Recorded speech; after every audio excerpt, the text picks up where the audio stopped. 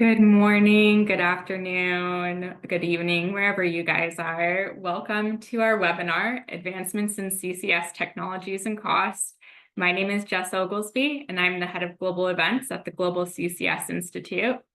Next slide, please. For those of you who might not be familiar with the Institute, we are an international think tank with over 200 members across governments, corporations, private companies, research bodies, and NGOs.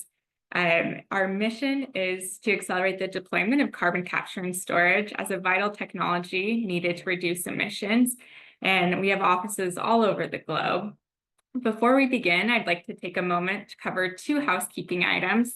The first is that this webinar is being recorded. It'll be about 1 hour long, and the recording will be made publicly available on the Institute's website in the coming days, probably early next week. The second point I'd like to make is that at the end of this presentation, there will be a moderated Q&A portion, and we'll do our best to answer as many of your questions as possible. We encourage you to submit your questions using the Q&A box, which is located at the bottom of your screen on the Zoom control panel. And we'll do our best to answer those questions as we go through. So next slide, let's go ahead and take a quick look at today's agenda. So there'll be about 45 minutes presentation from three of our staff members at the Institute, and they'll go over some key insights and findings from the report. First up, we'll have our colleague David Kearns, who will then turn it over to Hugh Barlow before coming back and presenting a bit, and then going over to Sharzad Chai again. Like I said, we have the Q&A at the end. If you have a question for a specific portion, because there's a lot of ground to cover, or a specific author, feel free to note that in the question as it comes through.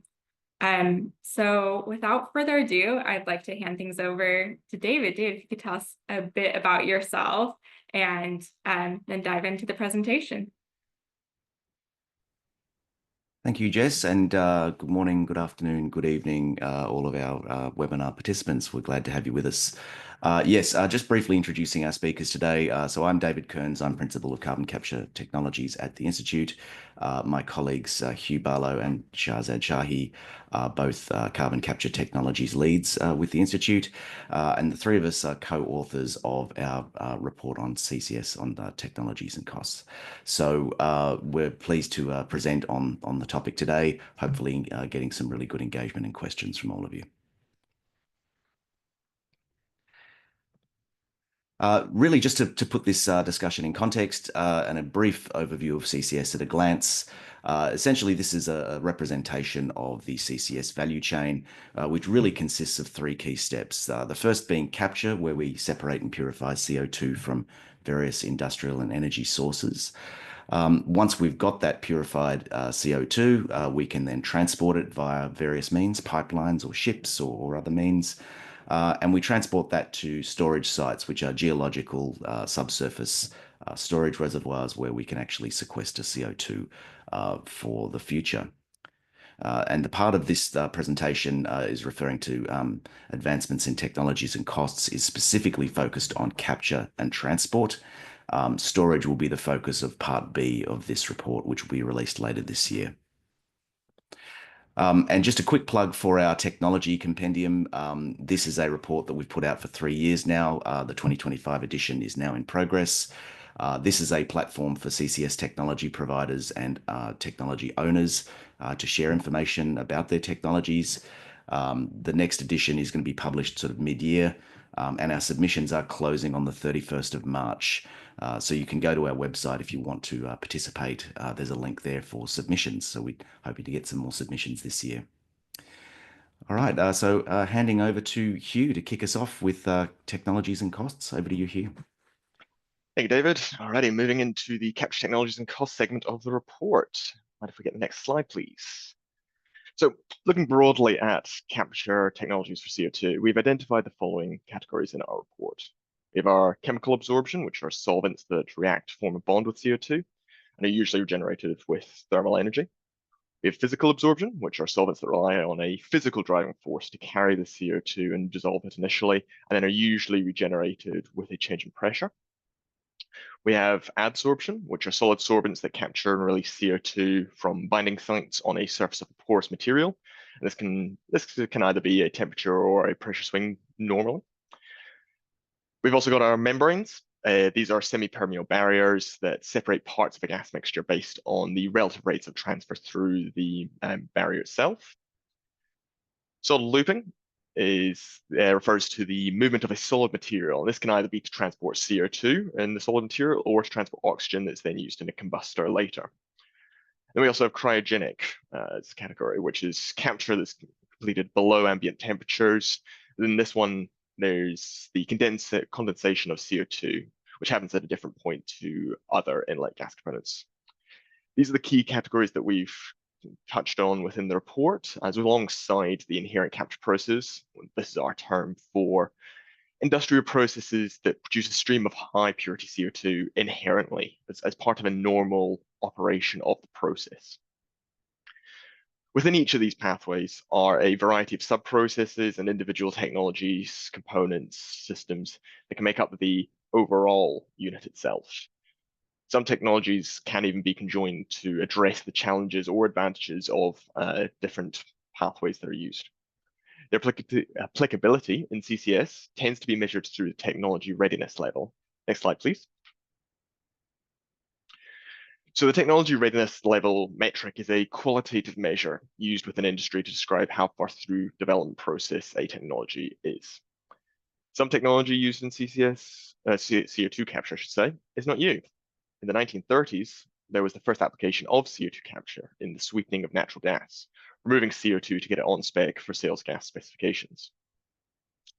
Many technologies today are already at TRL 9 for CO2 capture. They are ready for commercial service in various industries and applications and are already capturing CO2 from various process streams. We're talking about hydrogen, we're talking about ammonia, we're talking about natural gas processing, these different industries.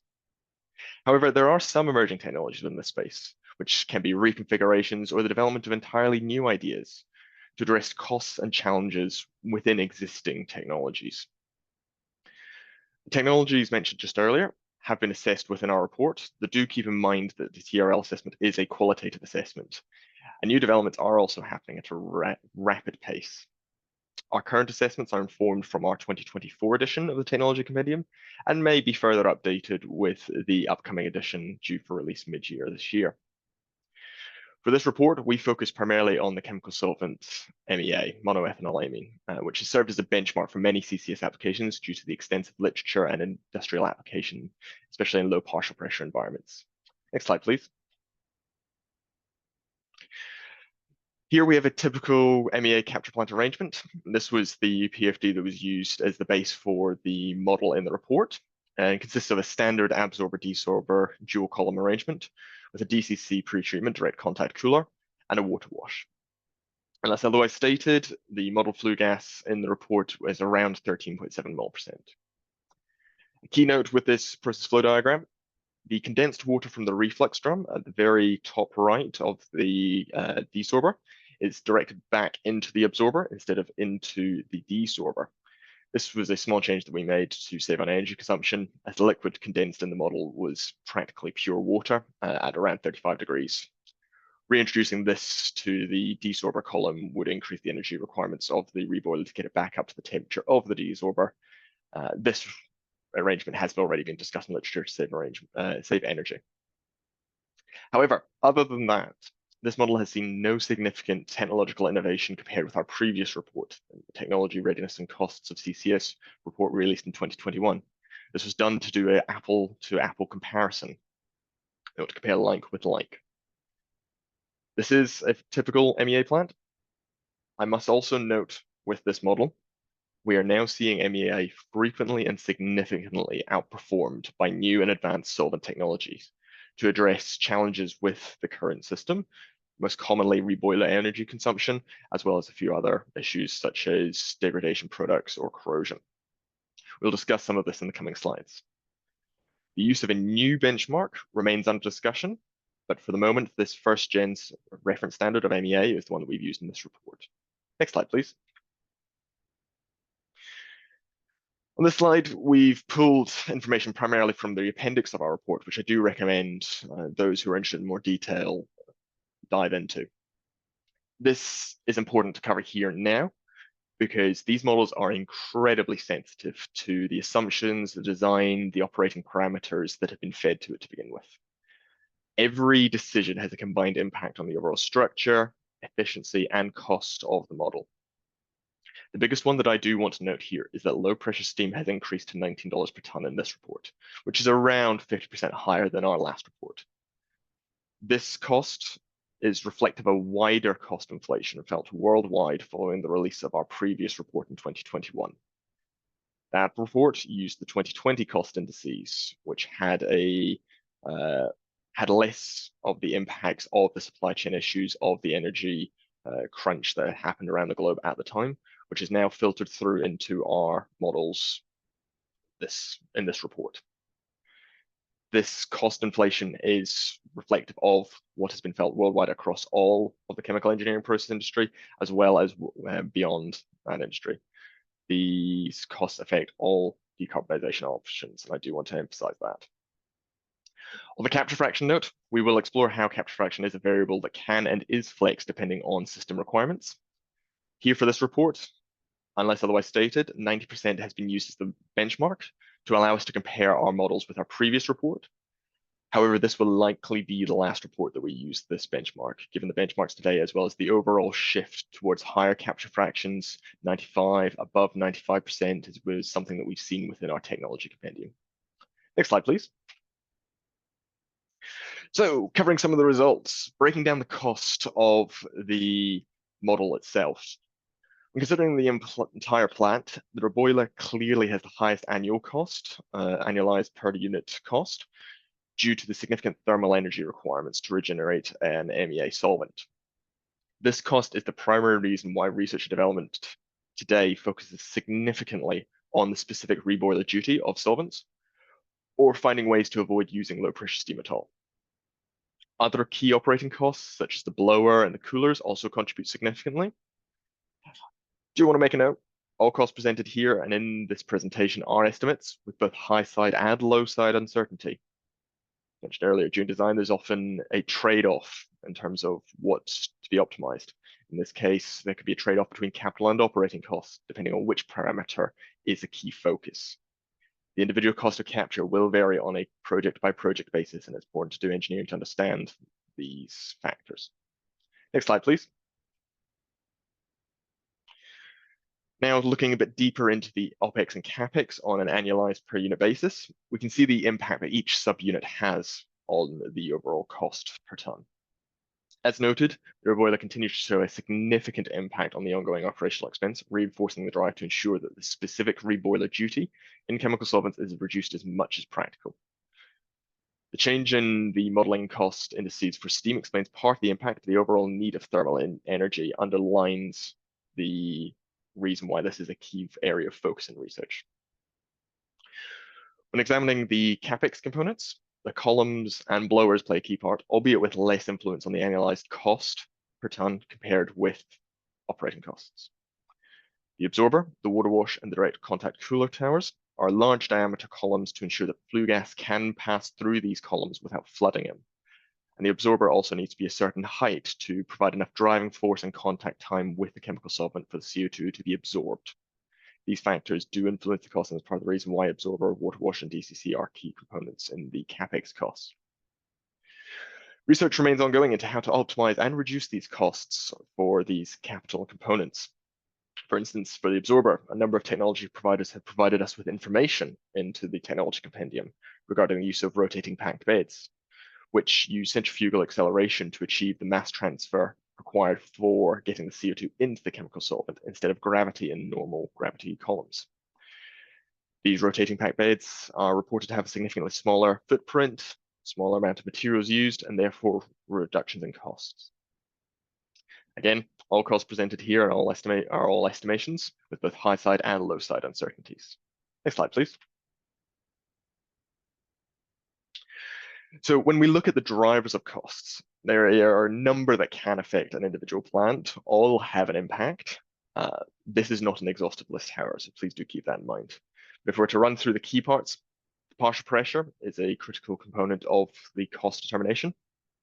Streams with higher CO2 partial pressures in the inlet stream to a capture plant tend to be easier to extract CO2 from than streams with lower partial pressures.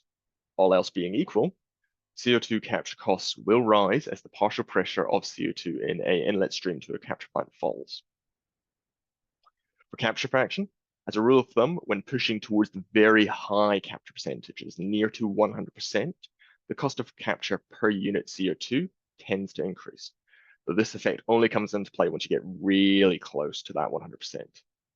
It is technically feasible to capture nearly 100%, right up to 0.0000 on. The question, however, becomes, is it cost effective to do so?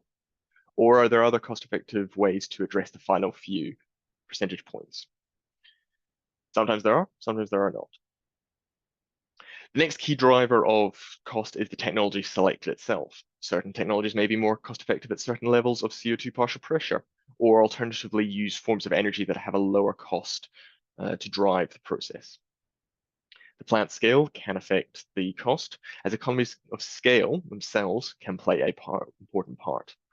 Large plants can spread fixed capital costs across a greater amount of unit production, where, say, towers which have fixed columns to address certain factors such as the flue gas volume moving through. If they are fixed costs to begin with, if you have a larger amount of CO2 that's being produced, the per unit cost decreases as you move towards larger and larger scale. Energy costs also play a part. This can be thermal or electrical energy, as noted before. MEA does use a significant amount of thermal energy to regenerate and is therefore sensitive to the cost to generate that energy.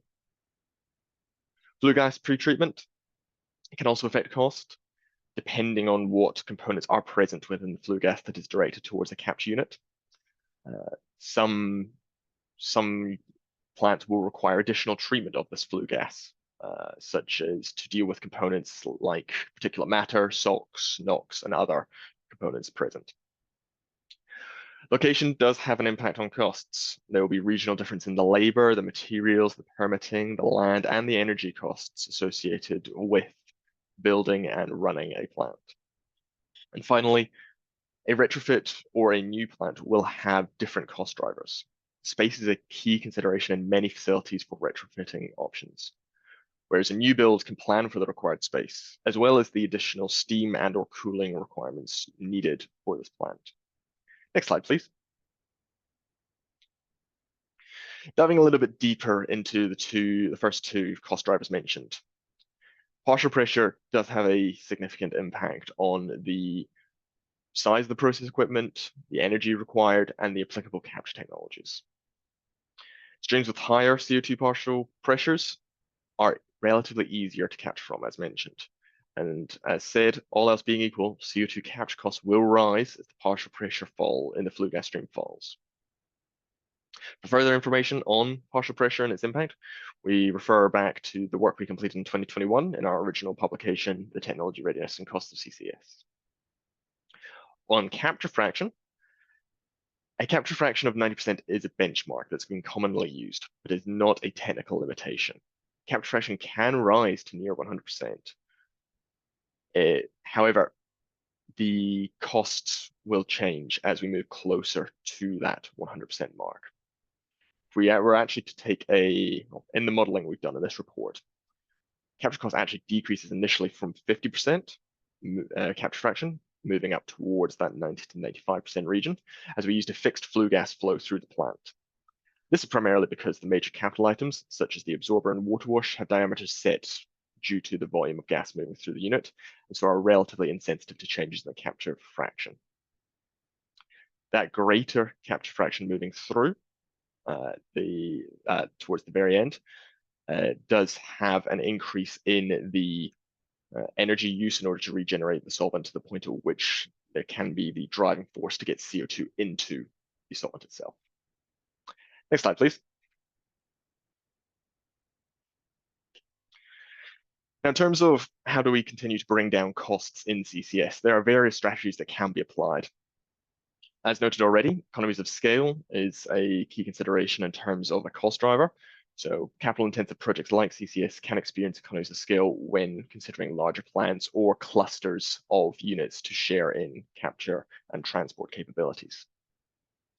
Modularization is also a growing strategy in a number of technology providers. The standardization and modularization of their units will assist in the rapid construction, deployment, and the bringing down of costs of the plants themselves. Heat integration is also an avenue being explored by many projects. Typically, host sites may have some additional heat or cooling capabilities that can be linked into to reduce or limit the amount of additional units required to generate the required steam, the required cooling, that sort of thing. For example, if there is spare space in a heat recovery and steam generating unit, this can be used to avoid the building of further boiler units. This is what is going on at the Heidelberg Materials Breivik plant, where existing heat is being used in the capture unit there. Technology innovation is also a key factor and strategy for cost reduction. Novel solvents continue to outperform MEA. Double capture pathways continue to push where other technologies could be used in certain applications to understand if they can better reduce the technologies compared with currently deployed technologies. Process optimization is also a key factor, looking for ways to transfer energy and mass more effectively within the system. The example of transferring the water from the reflux drum back into the absorber instead of the desorber is an example of this. And then upstream process adjustments should also be considered where a holistic view to improve the entire site, both the host site and the capture plant, can be done. However, care must be taken in order to avoid excessive changes to the host site's operations. Subsidized finance is another strategy, as capture plants that address the entirety of the facility's emission sources tend to be large projects with significant upfront capital investment. Funding these projects often involves large loans with associated interest costs to the owners. So the provision of reduced interest rate loans by national governments can incentivize a more rapid deployment of CCS facilities, lowering the upfront cost and providing a secure form of finance that project backers, upstream point source emitters, and storage operators can rely on. For furthering the rapid deployment, learning by doing, learning from the deployments that do happen, does assist in cost reduction. The number of deployments of first-of-a-kind and demonstration facilities partially determines the rate at which lower costs can be achieved. The limited deployment of CCS has delayed the realization of some of the previously anticipated cost reductions. To enhance the rate at which these learnings can impact costs and bring them down, deployment must be accelerated. The lessons learned from these deployments must be shared with wider industry and the public to ensure that the learnings flow through to additional projects. This has already been demonstrated with a number of collaborative initiatives, such as the US DOE feed studies programs, some of the Canadian feed studies as well. It's been great to see the knowledge sharing coming through from them. Next slide, please. So now we dive into the trend of costs that we've seen across operating facilities and the front-end engineering studies that have been conducted. We're starting with coal-fired power production here. The trend for coal-fired capture costs continues to show a decrease in capture cost per unit ton. Whilst only a few plants were deployed in the mid-2020s after proceeding with development to FID, the shared information from those plants, as well as ongoing feed studies that have been shared, show a clear trend towards a reduction in the cost of capture of a ton of CO2 on a 2023 USD basis. This knowledge sharing, alongside the deployment of a number of other cost reduction strategies, such as technology innovation and chemical solvents and heat integration, has continued this trend. There are 3 self-reported costs of capture here. These are included from some demonstration facilities. We do want to note that these costs are included, even though we've not been able to completely look into the back end of the costs that they've done there. These are the per unit costs that they themselves have reported. These costs are well under the estimated costs for other CCS installations, but they are sensible representations of the cost of capture, as utilization facilities have been economically capturing CO2 from coal combustion sources for decades to supply the local CO2 merchant market. Next slide, please. On to our next sector that we've looked at, the trends, natural gas-fired sources. So CO2 capture from natural gas-fired emission sources has been commercially deployed, and it's been primarily deployed in utilization applications. Various studies and feed designs have also been undertaken to evaluate the cost of capture for CCS for several natural gas-fired emission sources. As the global grid transitions to a more renewable energy base, units such as NGC with CCS will play a pivotal role in both low emission energy sources and maintaining grid stability when semi-scheduled generation, such as wind or solar, is insufficient to meet grid demand. The trend of these costs are shown in 2023 USD, and that the cost of capture from natural gas-fired emission sources continues to fall on an estimated basis. More publicly available data will assist in validating these trends, and we expect to see this with continuing growth and demand for decarbonized power, especially in applications such as grid firming or data center power. Next slide, please. Finally, the last sector we looked at was hydrogen production. So the removal of CO2 in hydrogen production is actually a necessary step in the production of hydrogen as a product. This is the final purification of hydrogen for customer use. This removal is only a part of the total CO2 produced on a hydrogen site, it should be noted, with the remaining CO2 contributed in a steam methane reforming site from the furnace used in the reformer.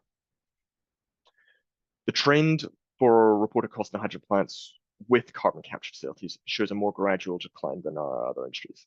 This shallow trend for reduction in cost of capturing hydrogen plants reflects a relatively more technologically mature industry, given that the separation of CO2 from syngas has been going on for decades. Here we've included two other plants, the Louisiana Blue Hydrogen Complex and the Path to Zero plant. These plant costs are presented, though the costs used for analysis here are for the entire facility. The cost of capture includes all costs in developing and building the full facility for both hydrogen and CO2. And it assumes that all those costs are used to capture CO2, ignoring that hydrogen is also produced and is a revenue source.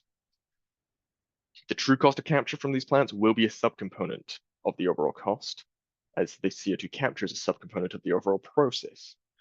This has not been reported yet, and as such, the costs are shown with significant downward uncertainty to account for the fact that we're using the entire facility's costs. For both plants, CO2 is a necessary part of the process, and the capture and storage is a necessary part of producing a low carbon hydrogen. With that, I hand back to David. Thank you very much. Thank you very much, Hugh. So the next section of the cost report that we put together involved transport. So you've heard about the cost drivers and impacts for CO2 capture. As we saw at the beginning of the presentation, you then need to transport your CO2 ultimately to its ultimate storage destination. And that's the topic of the next part of this presentation. Here we're going to focus on CO2 compression and pipeline costs. So CO2 compression is a necessary step for moving CO2 by pipeline. The reason being is that there's a property of CO2 that means that when you boost its pressure above the critical pressure of 73.8 bar, the density of that CO2, the amount of CO2 you can pack into a given volume, jumps significantly. It jumps from a few hundred kilograms per cubic meter right up into the sort of 600, 700, 800 range, as you can see from the chart there. When you do storage of CO2 in geological formations, you want to inject it as dense phase CO2 with those higher densities, and therefore you have to compress your CO2 to comfortably above 73.8 bar. That's where CO2 compression comes in. I've got a diagram here of a fairly typical arrangement for CO2 compression. This is what's known as an 8-stage compression arrangement. In industry, we've actually observed 4, 5, 6, and 7 stage as well. So the exact number of stages really reflects a balance of capital and operating costs. Here we've modeled an 8-stage. So essentially each stage involves a compressor stage, which boosts the pressure of the CO2. It's followed by an aftercooler. That cools the gas down, because when you compress a gas, it gets hot. You have to cool it down to keep its volumes reasonable. And when you cool it, the water that is present in the CO2 as it's come out of the capture plant, some of that will condense as liquid water. And so we have a knockout drum that removes that liquid water. We do that for 4 stages. By the end of those 4 stages, we've removed pretty much 90+% of the water. There's only a little bit of water vapor left. And to make sure we completely remove it, we put it through a dedicated dehydration unit. That can be either an adsorption-based dryer or a liquid solvent-based dryer, like a glycol system. These are very familiar for natural gas processing. It's essentially the same process for CO2. And then we have 4 more stages of compression and cooling to boost us up to our critical pressure of 73.8 bar. At that point, the fluid is able to be pumped like a liquid. And so we can then use a pump to boost the pressure to the final pressure that we want. The dehydration is a really important step because we tend to use conventional carbon steel for CO2 pipelines. We don't use stainless steel or exotic materials. They're very expensive. And for this reason, water removal is essential because water and CO2 together will produce acid. That acid can attack materials. So by removing the water, we remove the risk of that corrosion. Costs of compression, well, just to show you, there's an example of a CO2 compressor on the left. This example is used in the Moomba project in South Australia. CO2 compression costs are really a mixture of capital and operating costs. The chart on the right there shows the cost balance that you get for different flow rates of CO2, from fairly low flow rates of 0.3 million tonnes per annum up to 8.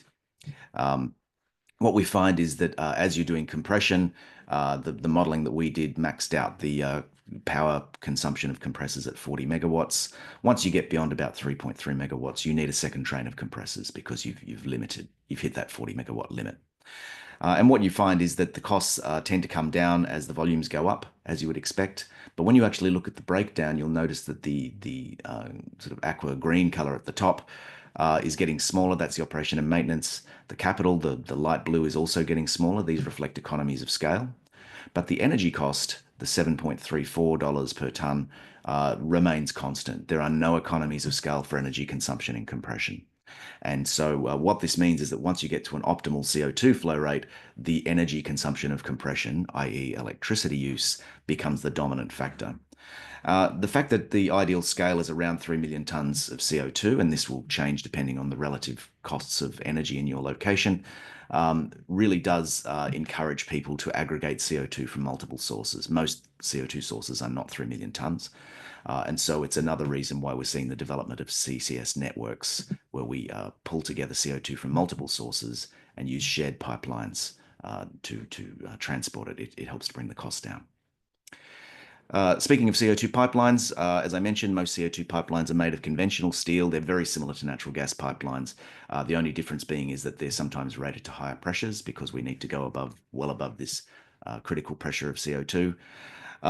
The chart on the right reflects the levelized costs of CO2 pipelines. These levelized costs are predominantly capital. Operating costs of pipelines are relatively small and just reflect operation and maintenance. And what we find is that there's 2 ways that you can do CO2 transport in pipelines. You can transport it as a gas below the critical pressure, or you can transport it as a dense phase material above the critical pressure. We find that in all circumstances, the light blue line there represents dense phase CO2 pipelines. They are lower cost, all else being equal. And you may ask the question, well, why would you bother with gas phase transport at all? Gas phase transport tends to be over shorter distances, transporting CO2 from the capture plant to a shared compression station that does the bulk of the compression. So it's really just for gas gathering effectively. And what we find is the main trend is that there's very, very high costs per kilometre per tonne when you're at small scales. But once you get up to about the range of 1 to 1.5 million tonnes, you've extracted most of the economies of scale at that point, and you're able to actually get reasonable costs beyond that. This has a bearing on how you may actually lay out a CO2 pipeline grid. It is not necessary to aggregate CO2 pipelines to extraordinarily large numbers.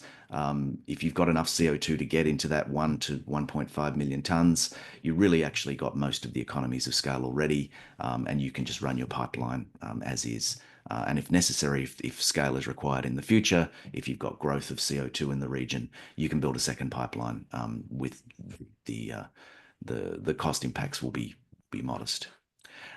We did only reflect the costs of onshore pipelines in this report. All else being equal, offshore pipelines will cost more. That kind of seems fairly sensible.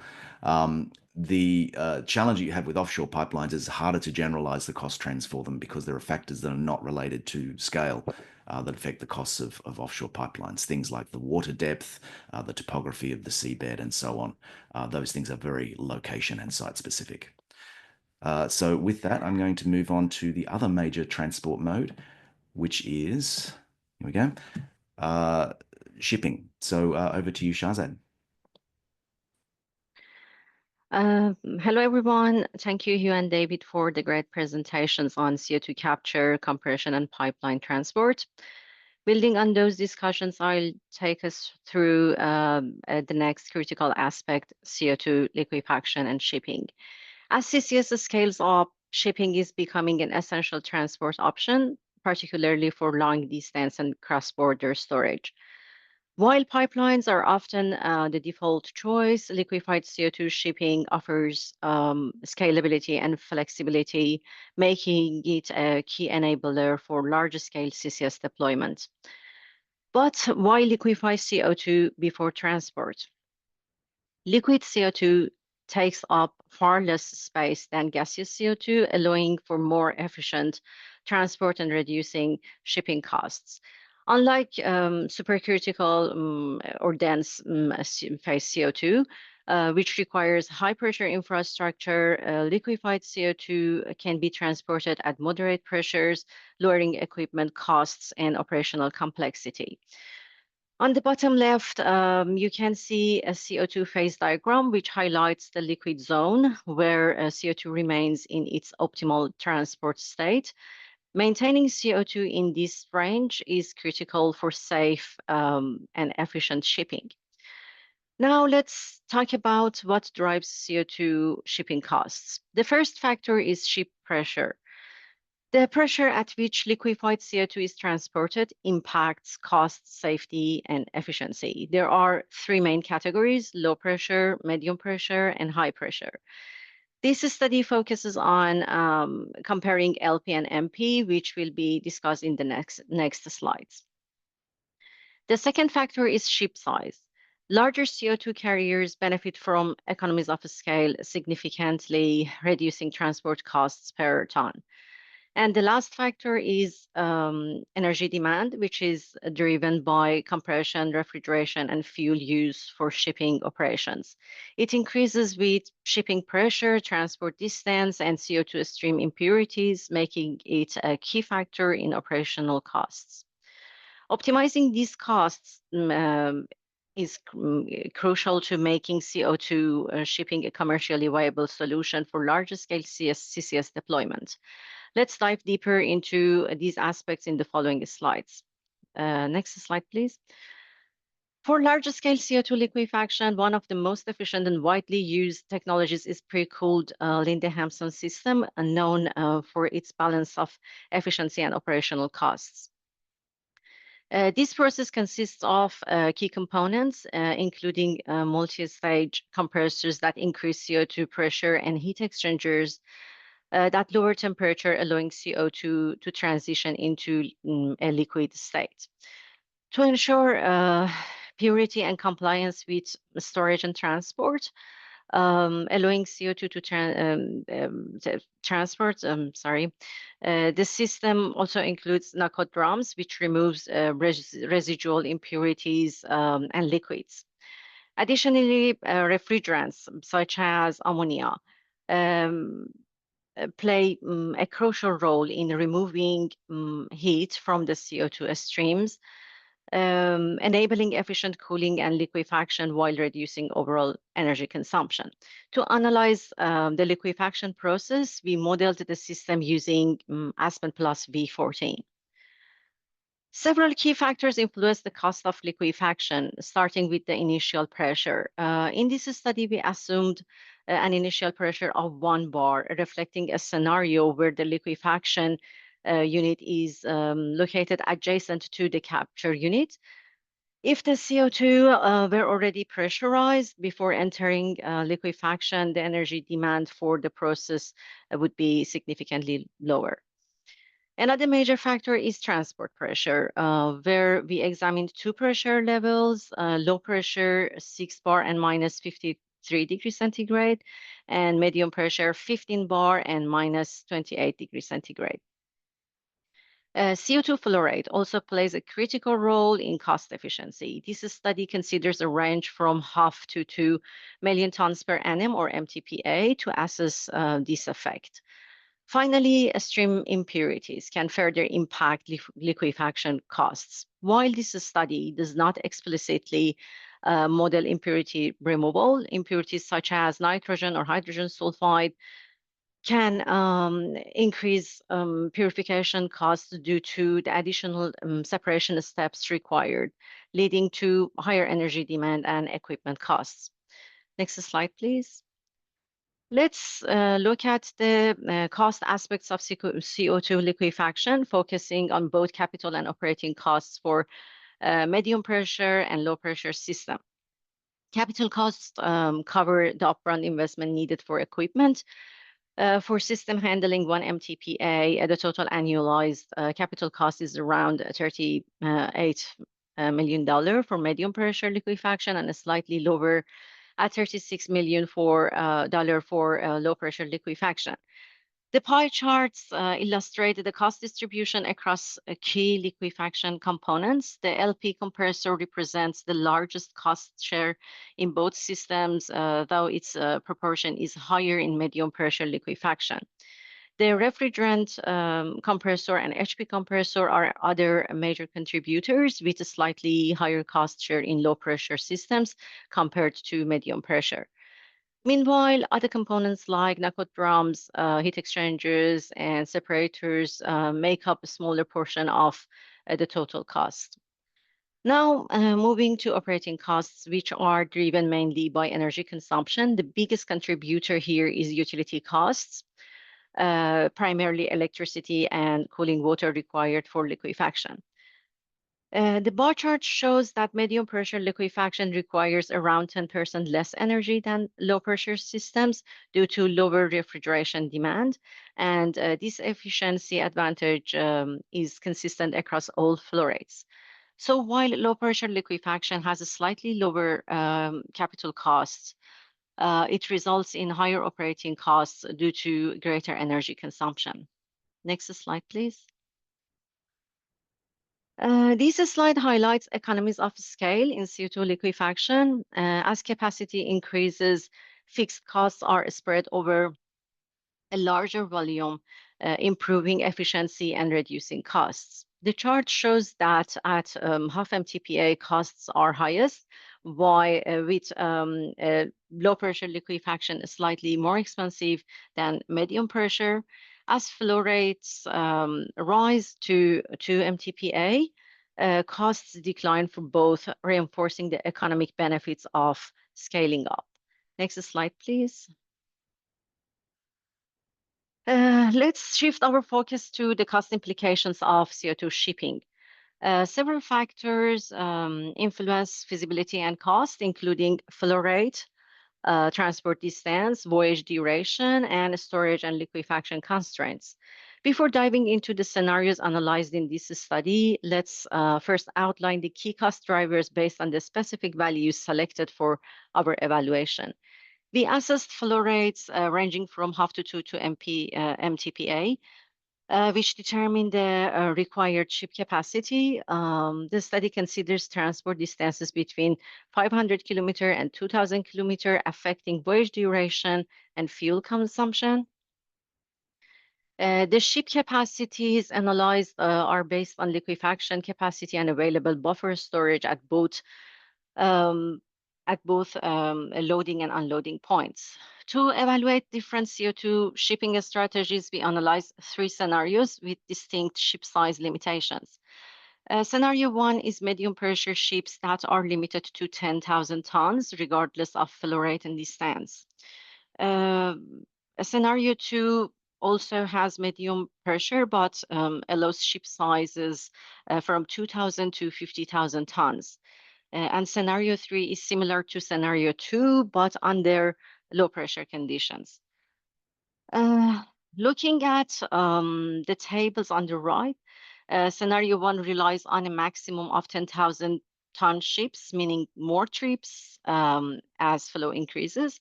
Scenario 2 and 3 scale ship sizes with flow rate, reducing the number of trips and overall costs. Next slide, please. Let's take a closer look at the capital cost of CO2 shipping vessels. The data presented here comes from a global CCS Institute's database, supplemented by an earlier element energy study from 2018, providing a cost estimate for liquefied CO2 vessels. The graph plots ship capital costs in $1 million adjusted to 2023 against ship size in tons for both low and medium pressure vessels. The diamond-shaped markers highlight actual ordered ships aligning with the modeled cost trends. The real-world data points help validate the cost estimates, reinforcing the trend observed in the model. Next slide, please. This slide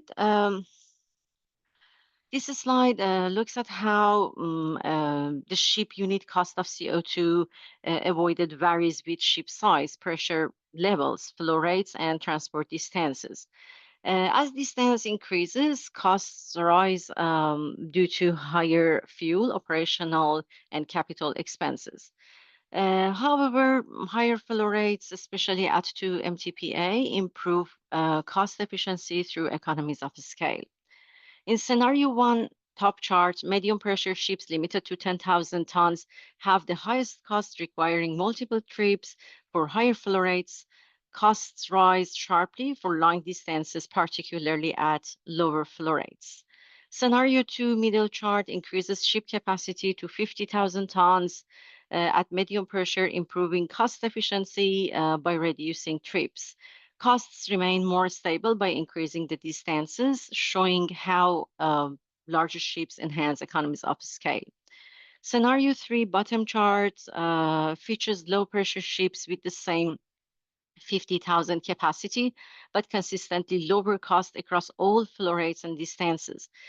The disadvantage is particularly noticeable at shorter distances where costs remain more stable. Even at 2,000 kilometer, low pressure shipping remains the most cost-effective option, especially for smaller flow rates like half MTPA. Overall, ship size is a key cost driver. Smaller ships lead to higher costs, while larger ships optimize efficiency. Among these options, low pressure systems offer the most cost-effective solution, especially for long distance and high volume transport. Next slide, please. Up until now, we've looked at individual cost components of CO2 liquefaction and ships. Now we will put everything together to analyze the overall shipping costs, including intermediate storage, conditioning, and loading and unloading. Starting with liquefaction and conditioning costs, which remain independent of distance but vary between pressure scenarios. In the low pressure case, they make up higher share of total costs due to the additional energy required to maintain lower temperatures. Intermediate storage plays a significant role in cost distribution as transport distances increase. Longer transit times require a larger buffer storage capacity. Among the scenarios, low pressure shipping has the lowest storage costs, making it most cost effective for long distance transport. Lastly, loading and unloading represents the smallest cost component, remaining consistent across all distances and scenarios. While necessary, its impact is minimal compared to other cost elements. By analyzing this cost distribution, we can see how ship size, transport distance, and pressure conditions all interact to determine the most cost-effective CO2 shipping strategy. To wrap up, CO2 liquefaction and shipping play a crucial role in enabling large-scale CCS, offering flexibility for cross-border and offshore storage. Our analysis highlights how factors like ship size, transport pressure, and economies of scale significantly impact costs. While low-pressure shipping provides long-term cost advantages, medium-pressure systems offer operational benefits. Optimizing these trade-offs is a key to making CO2 transport more efficient and commercially viable. Thank you for your time. I look forward to answering any questions you may have.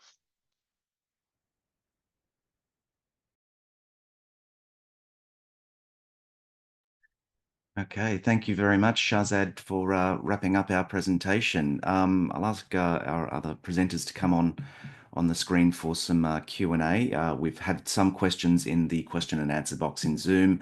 If you have any questions, please go to the Q&A box and type your question in there.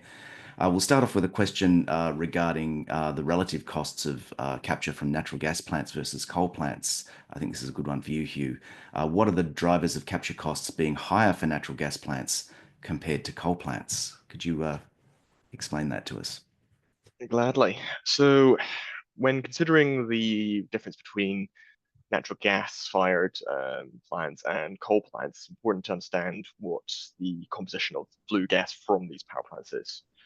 For natural gas combined cycle, we tend to see around 3 to 5 more percent CO2, whereas for coal plants, we tend to see around 12 to 15 more percent CO2. Now, going back to earlier in the presentation where we mentioned that CO2 partial pressure, the concentration of CO2 in this flue gas, is a key determinant in the costs.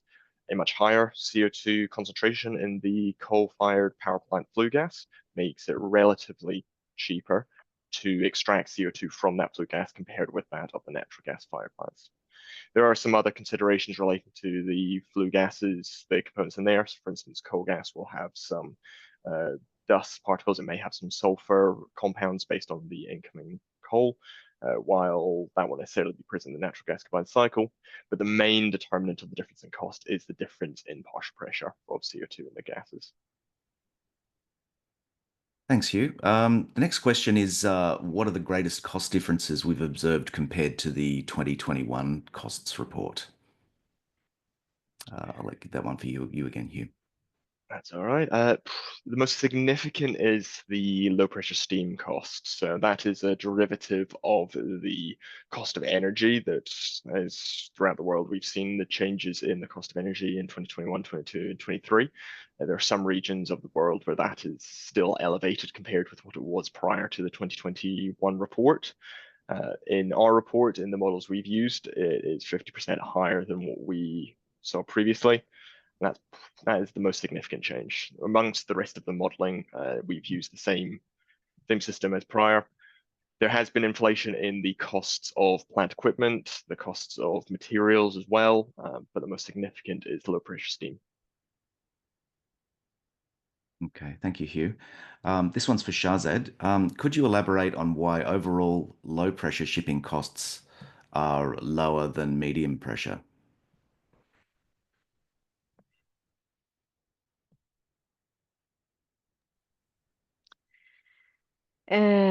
I think there are many factors affecting these. One is just like LP, as I showed on the capital costs. LP capital costs is lower than MP capital costs because of maybe just like the higher pressure infrastructure needed for MP, but in just like all aspects like temporary storages, the tanks in the ship vessels and these sort of facilities. Yeah, just like in some aspects, low pressure ship vessels, for example, is cheaper, but as I explained in liquefaction, a low pressure means higher costs, a bit more expensive than medium pressure. But if you look at the whole picture and consider all components, at the end you may end up with lower overall costs in LP. And other things I just analyzed in this study was the size limitation, because in some references they brought up the size limitation for medium pressure again for practical limitation. Although we are aware that the technology is advancing and this might be resolved, this limitation, but another one is just like the lower economies of scale. And as I discussed in the report, that limitation might affect. Yeah, but just like the main thing, I think, is the difference in the pressure and temperature that needs in these two systems. But what we concluded in this paper was just like for a specific cases that we analyzed, there might be, we might get just like different conclusion if just like the assumptions and inputs change. It's different for every project and projects, and needs to be investigated for a specific project separately.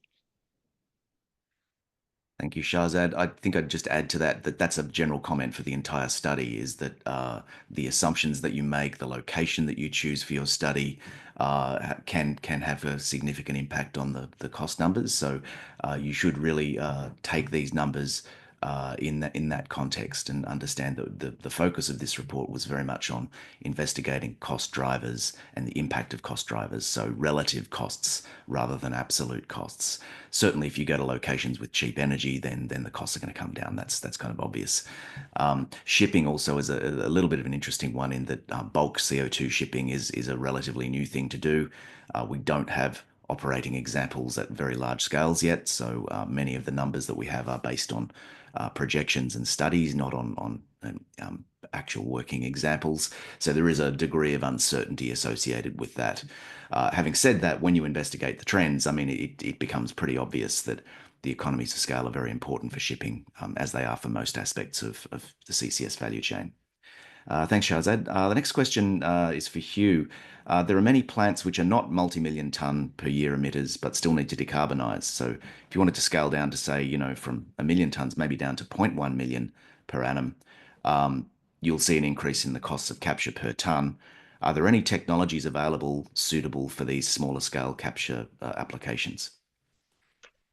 Yes, there are most certainly technologies available for these smaller scale CO2 applications. And it's actually been one of the more common applications of CO2 capture in utilization prior to considering CCS.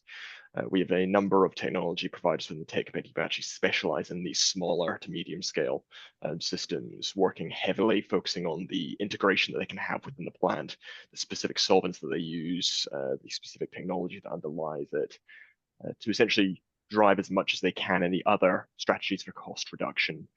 While there won't necessarily be the economies of scale factor, they are pushing very hard in the other sectors of these strategies to continue to be cost effective. And they have been cost effective. These smaller scale plants are the way in which we've been able to supply the CO2 to the local merchant market, as some of the plants I previously worked on were not on the multi-million scale, but they still were cost effective and commercially viable.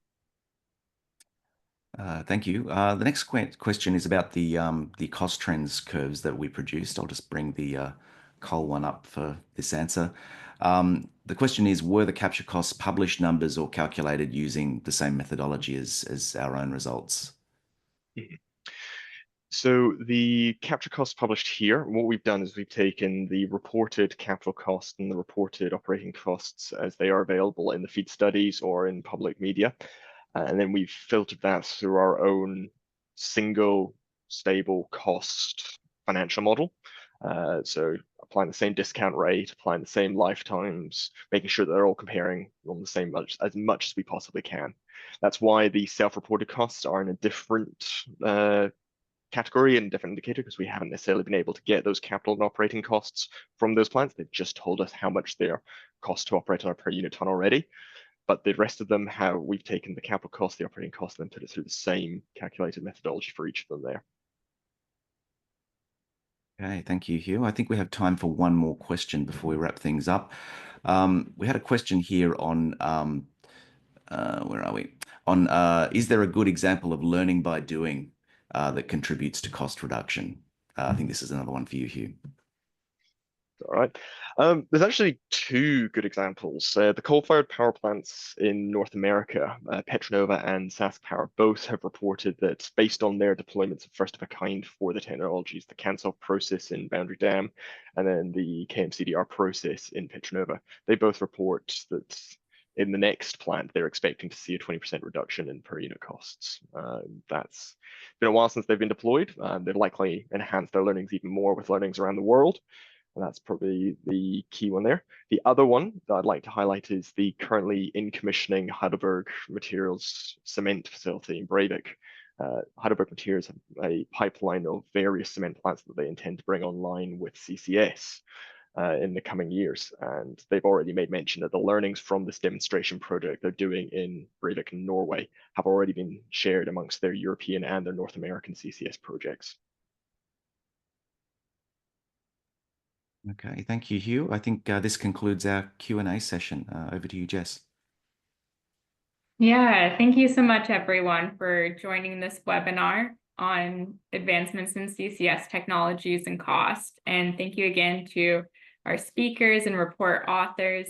If you'd like to download a copy of this report, you can view it on our website, or you can reach out to us on social over email, and we'll get back to you as soon as we can. We appreciate your participation, and we will see you again next time. Thank you.